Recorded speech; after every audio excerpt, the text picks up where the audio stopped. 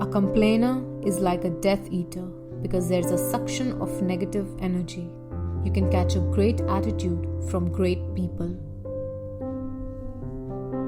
The most expensive hobby a rich man could have is a boat, and the second most expensive hobby he could have is a very old house.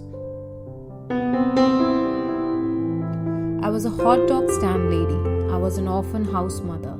I was a waitress 3 or 4 times. All of those jobs did not have good bosses. They basically told you what to do, when to do, and when to hop, and I just didn't like that very much.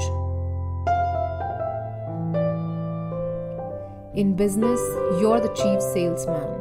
Create a sense of demand rather than waiting to have demand. Buy with your heart, not your head. You can look at all the aspects that make a purchase practical, but that kind of thinking makes it an investment rather than a home. It's your game. Make up your own rules. Forget about perfection. It doesn't exist.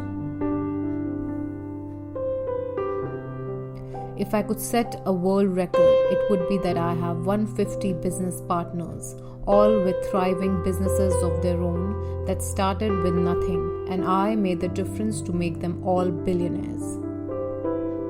I hadn't learned to read by 3rd grade, which wasn't unusual for some kids.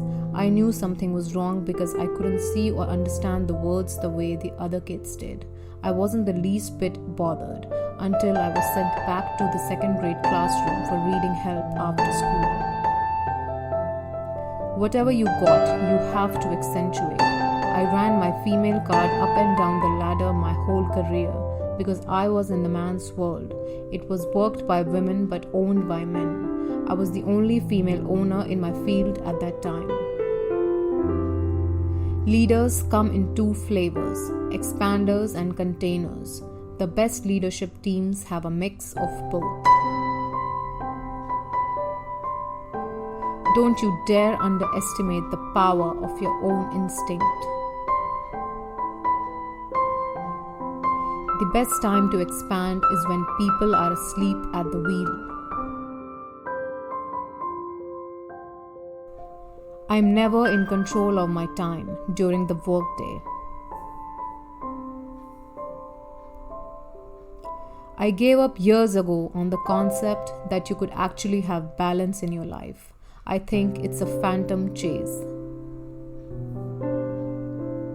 No one tells salesmen what they can and can't do. My greatest strength as a child, I realize now, was my imagination. While every other kid was reading and writing, I had 7 whole hours a day to practice my imagination. When do you get that space in your life? Ever? People stayed with me and worked extra hard for me because I could see the potential in them. I'm not so sure they could see the potential in me. Sex appeal is in the workplace every day of the week. I'm not saying that's the only calling card, but it's a whole crayon box. If you get labeled a winner, people come along for the ride. Might as well enjoy it, and they should too. Buyers decide in the first 8 seconds of seeing a home if they are interested in buying it. Get out of your car, walk in their shoes, and see what they see within the first 8 seconds. I have a theory and I really believe it.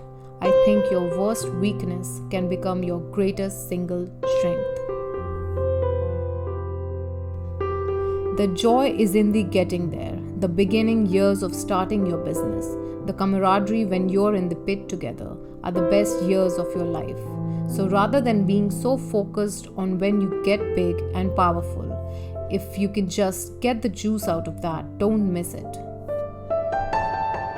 I built the business exactly the way my mother built and ran her family. I wanted a replication of the big, happy family I grew up in. I wanted happy people having fun. I love myself. Anything that has my name, I'm tickled to death. Always choose attitude over experience. Always.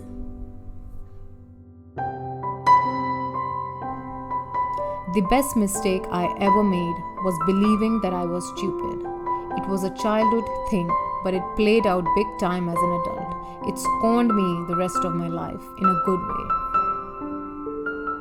I was well motivated. What I wanted to do was work for myself. I had 22 jobs before I started my business at the age of 23, and I didn't want one more boss telling me what to do. So I was motivated simply because I didn't want a boss. If people like you, they're going to want to do business with you. And if they don't, you're going to have an almost insurmountable obstacle to overcome. My best successes came on the heels of failure. Finding opportunity is a matter of believing it's there. The difference between successful people and others is how long they spend time feeling sorry for themselves.